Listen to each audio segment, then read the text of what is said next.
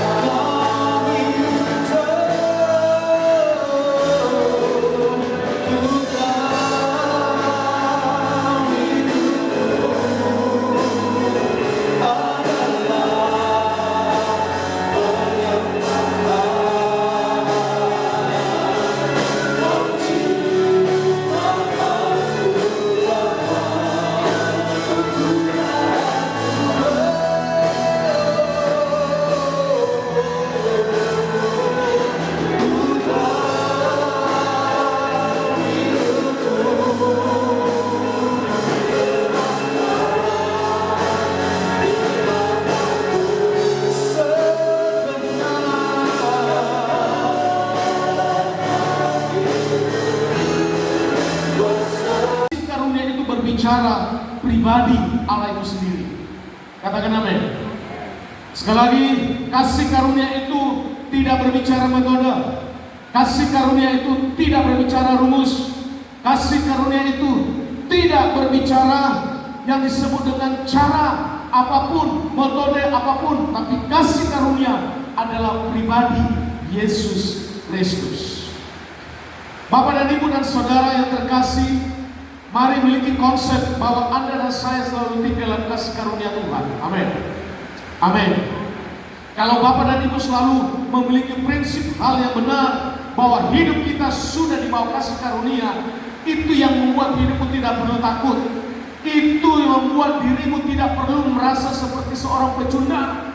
Itu membuat dirimu tidak perlu selalu merasa tertuduh. Orang yang tinggal dalam kasih karunia, dia akan selalu melihat segala kehidupan ini, bahkan semua yang terjadi dalam hidupnya adalah respon yang positif. Kegelapan bisa terjadi, kegelapan bisa diberikan oleh setan dan iblis, kesusahan bisa dilakukan oleh orang lain padamu. Tapi ingat, kasih karunia justru bertambah-tambah di saat kegelapan itu ada. Amin.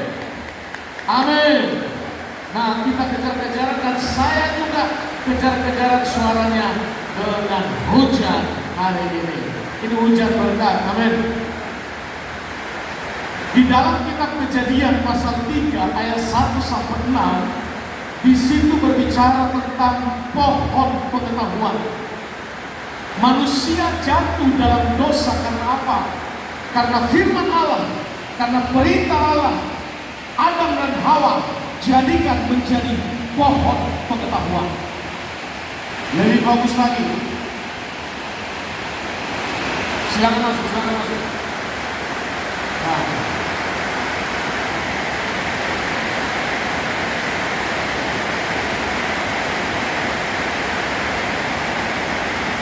Baik, kembali lagi. Supaya Bapak dan Ibu tinggal dalam kasih karunia, salah satu syaratnya, Anda dan saya harus membuat firman Tuhan itu menjadi pohon kehidupan. Amin. Selama Bapak dan Ibu melakukan firman Allah itu sebagai pohon pengetahuan, maka firman itu tidak akan pernah menghidupimu. Firman itu pun tidak akan pernah bekerja pada dirimu. Firman itu pun tidak akan pernah bekerja pada keluargamu. Firman itu pun tidak akan pernah bekerja pada faktor ekonomimu. Selama engkau membuat firman Tuhan itu sebagai pengetahuan, maka yang ada di dalam hidupmu, pada saat hatimu senang, kau percaya Tuhan.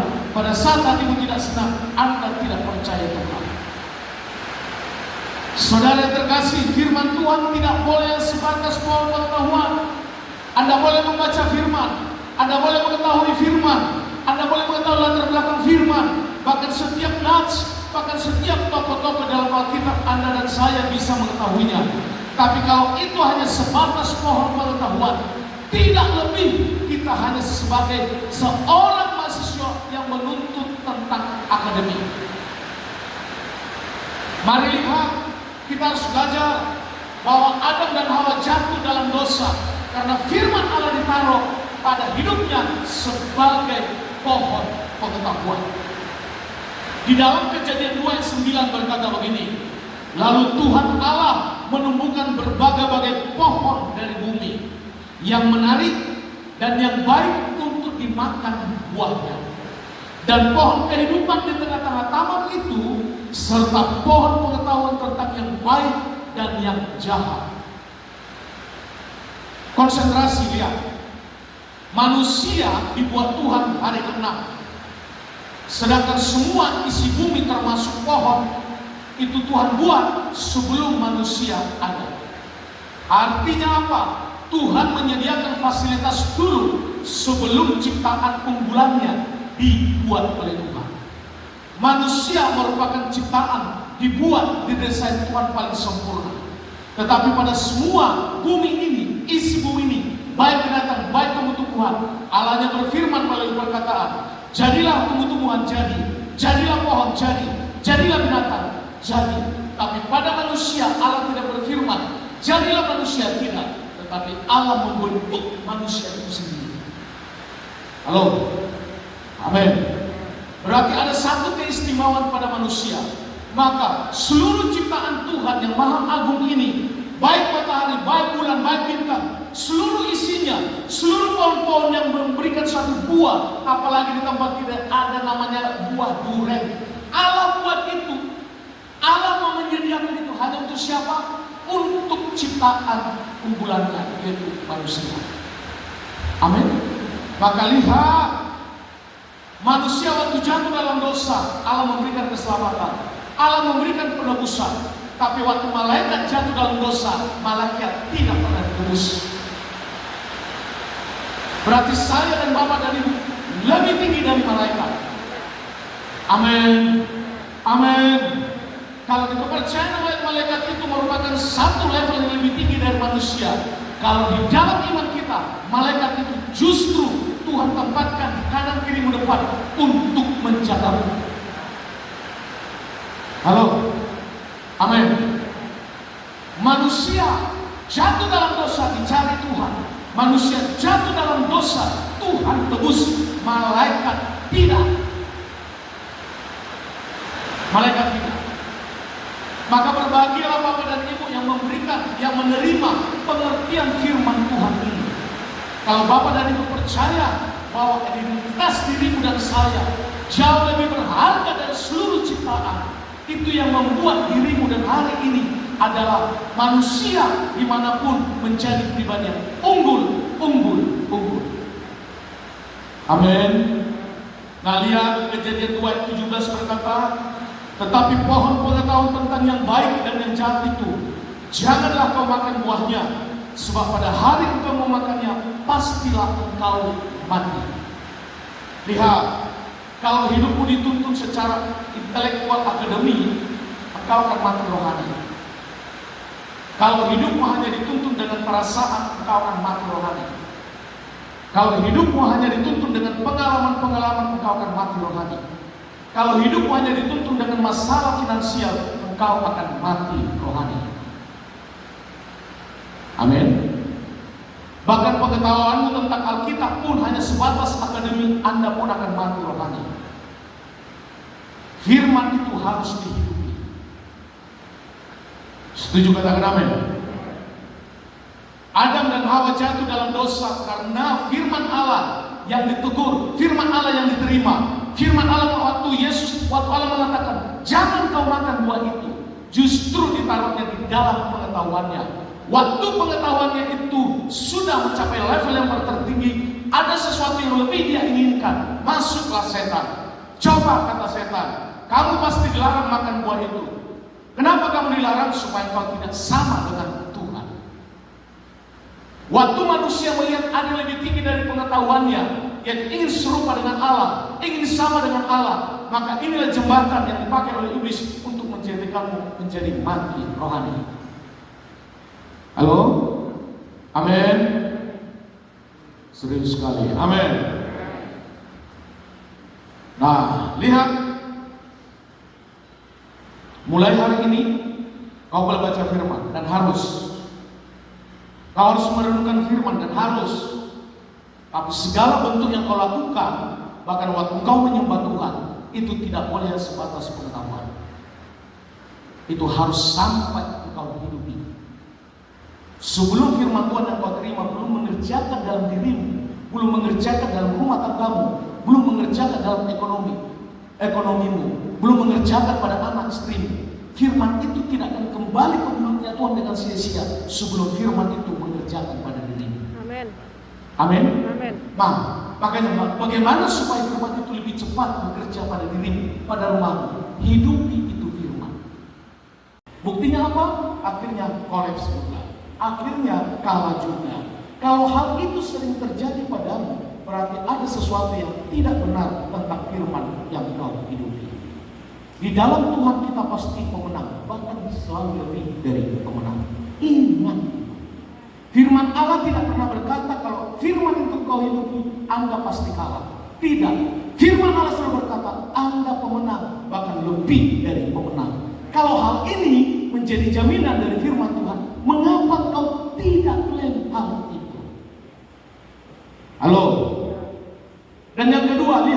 jadikan pohon Alkitab itu, firman Allah itu sebagai pohon kehidupan. Kita baca Amsal 3 ayat 18. Yuk baca bersama-sama. Amsal 3 ayat 18. 1, 2, 3. Dia menjadi pohon kehidupan bagi orang yang memegangnya. Siapa yang berpegang padanya akan disebut berbahagia. Ya, hujannya masih lebih keras daripada suaranya. Ulang kembali. 1, 2, 3. Dia menjadi pohon kehidupan bagi orang yang memegangnya. Siapa yang berpegang padanya akan disebut berbahagia. Ya, ada tambah lebih keras lagi, tapi lebih keras lagi suara anak-anak. Lebih keras lagi, ini terakhir. Ya, 1, 2, 3. Dia menjadi pohon kehidupan bagi orang yang memegangnya. Siapa yang berpegang padanya akan disebut berbahagia. Amin. Bapak dan Ibu boleh pakai masker, tapi masker itu tidak boleh menjadi penghalang untuk mau merespon firman. Amin. Nah, lihat. Ia menjadi pohon kehidupan bagi orang yang memegangnya. Siapa yang berpegang padanya akan disebut berbahagia. Siapa ia? Yesus. Siapa ia? Tuhan. Siapa ia? Allah. Dialah pohon kehidupan itu. Amin. Amin. Orang yang membuat firman Allah menjadi pohon kehidupan, orang itu akan penuh hikmat. Maka kalau membaca Amsal 3 itu berbicara tentang hikmat. Hikmat itu hanya bisa didapat melalui firman Tuhan. Hikmat tidak didapat di warung. Hikmat tidak dapat ditemukan di pendidikan. Hikmat tidak dapat ditemukan di gelarmu. Hikmat juga tidak dapat ditemukan dengan banyak duitmu. Tapi hikmat hanya didapat melalui firman. Jadi kalau Bapak dan Ibu menerima firman, selalu mau menerima firman, selalu mau menerima firman, dan firman itu dijadikan menjadi pohon kehidupan, Anda pasti pribadi yang berhikmat. Amin. Yang kedua, coba baca Wahyu 2 ayat 7. Wahyu 2 ayat 7. 1, 2, 3. Siapa bertelinga? Semua bertelinga? Semua bertelinga? Oke. 1, 2, 3. Siapa bertelinga? Hendaklah dia mendengarkan apa yang dikatakan Roh kepada jemaat-jemaat, termasuk jemaat BFA. Amin. Amin. Lanjut. Barang siapa menang, dia akan kuberi makan dari pohon kehidupan yang ada di taman Firdaus Allah. Amin. Kalau pohon yang tadinya sudah gagal, yang sebenarnya diberikan fasilitas kepada manusia pertama, ingat, firman Tuhan tidak pernah batal. Firman Tuhan tidak pernah tidak terjadi. Firman Tuhan pasti terjadi. Dan pohon kehidupan itu sudah Tuhan berikan kepadamu pada saat engkau menerima Dia sebagai Tuhan dan Juru Selamat. Amin. Maka tidak perlu lagi kita tertarik kepada pohon pengetahuan yang ada di kitab Kejadian tadi. Maka kau harus tertarik kepada pohon kehidupan, yaitu Yesus Kristus. Maka sadari hal ini, bila Bapak dan Ibu tinggal dalam kasih karunia, maka lihat, sadari identitasmu yang baru yang kamu miliki itu dalam Kristus, bukan lagi konsep di dalam pohon pengetahuan, tetapi identitas baru adalah memiliki konsep firman Tuhan itu adalah firman Allah itulah pohon kehidupan. Amin. Katakan kanan kiri, hari ini saya ngomong kanan kiri. Kalau nggak ada kanan kirinya ketembak juga ngomong nggak apa-apa, ya. Ngomong kanan kiri 1, 2, 3. Hari ini saya menjadikan firman pohon kehidupan. Pohon kehidupan. Bukan pohon pengetahuan. Pohon pengetahuan. Amin. Janji lo ya. Mulai hari ini jadikan firman pohon kehidupan, bukan pohon pengetahuan. Bukan berarti Bapak dan Ibu tidak boleh belajar, harus belajar. Tapi waktu Bapak dan Ibu belajar firman, jadikan firman yang kau terima itu menjadi kehidupan. Amin. Identitas baru hari ini adalah identitas yang baru. Anda dan saya adalah orang yang tinggal dalam pohon kehidupan. Maka lihat, sadari juga di dalam kasih karunia itu harus ditekankan sekali lagi. Jangan dengar apa yang tidak perlu Anda dengar. Amin. Saya ambil contoh. Hari ini di rumahmu, tapi itu tidak terjadi. Atau tadi malam ada maling lewat, hanya lewat. Anda dengar dan Anda dipertegas tetangga lagi. Tapi waktu tidak ada kata-kata seperti maling lewat, posisi hatimu yang sesungguhnya yang paling nyaman mana? Maling lewat atau Anda tidak perlu dengar itu? Maka lihat sekali lagi, jangan dengar apa yang tidak perlu Anda dengar. Amin. Amin. Dalam berumah tangga, kalau suamimu, kalau istrimu ada digosipkan orang di luar sana, tidak perlu Anda dengar. Karena kalau Anda dengar dan terus mempertajam pendengaran itu, Anda akan menemui yang memberikan informasi, dan selanjutnya langkahnya Anda jadi intel. Dan itu akan menyiksa dirimu. Kau akan melihat pasanganmu pegang HP pun Anda akan curiga. Anda akan melihat waktu suamimu pegang dompet pun Anda akan curiga. Waktu suamimu melihat ambil kunci motor atau mobil, Anda pun akan curiga. Karena apa? Karena dimulai dari apa yang Anda dengar, apa yang Anda tidak perlu dengar, selalu suka mendengarnya. Maka dengarlah sesuatu, segala sesuatu, dengarlah hal-hal yang positif. Amin. Tidak perlu engkau selalu terfokus terhadap sesuatu yang tidak perlu engkau dengar. Anda dan saya kalau melakukan akan tersiksa. Amin. Karena kembali lagi ke surga masalah pribadi. Ke surga tidak boleh boncengan. Bibi, bonceng dong, nggak ada bos. Bibi bonceng dong, bagaimana mami naik motor aja nggak bisa? Bisa paham? Selalu kalau ada orang menyakiti hatimu, selalu ingat Anda adalah milik surga, bukan milik dunia. Amin. Dan tidak perlu lagi melakukan hal seperti intel-intel tadi. Tidak perlu. Jangan lihat apa yang tidak perlu dilihat. Amin. Jangan lihat apa yang tidak perlu dilihat. Waktu ibu sekolah, saya tahu pergumulannya sekolah. Saya tahu bagaimana tersiksanya secara batin dan mental dari senior-seniornya. Tetapi saya juga punya tantangan sendiri, bagaimana 3 anak ini itu selalu semuanya keadaan baik dan sehat. Jadi waktu kami ketemu, saya tidak akan pernah cerita bagaimana sulitnya menghadapi mereka bertiga. Tidak pernah. Karena itu tidak baik padanya. Itu akan bisa menggoncang dia waktu sekolah. Dan ibu pun sebaliknya. Saya tidak perlu mau dengar, mau lihat apa tantangan-tantangan dia di depan. Gak perlu. Itu berbicara satu keutuhan.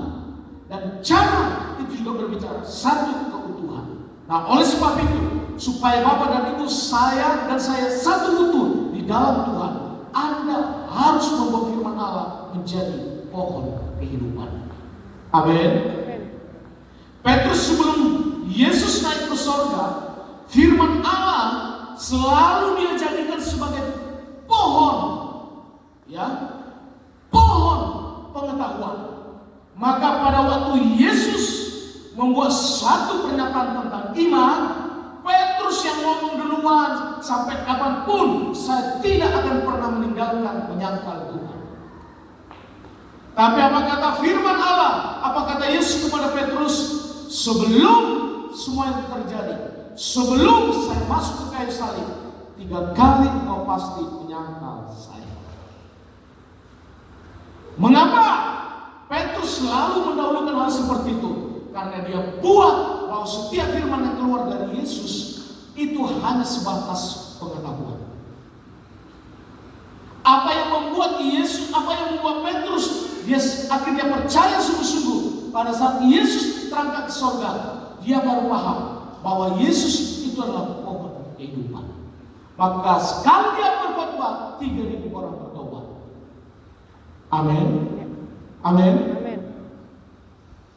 Kita kembali lagi melihat seperti Saulus.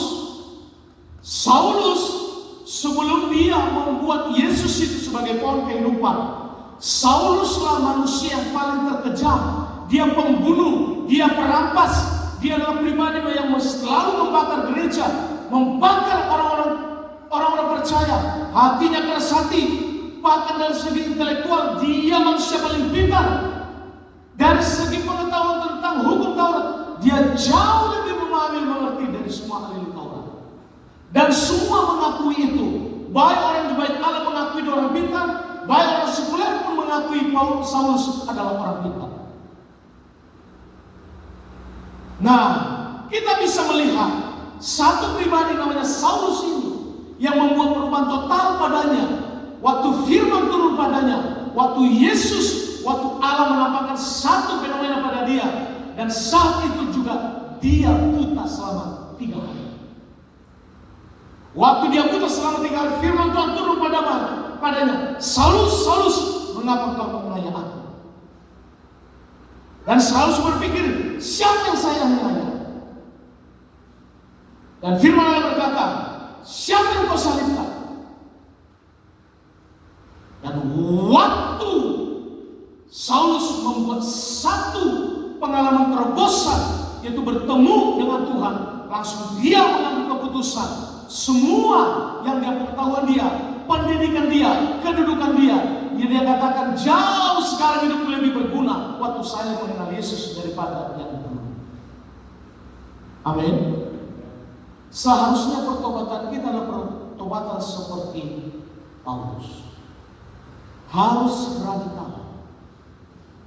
Sekali bertobat, selamanya harus bertobat. Amin. Tapi jangan punya dasar prinsip yang salah. Sudah gak apa-apa. Sekali-sekali gak setia, 2 kali gak setia, 3 kali Tuhan tetap setia kok. Jadi aman aja.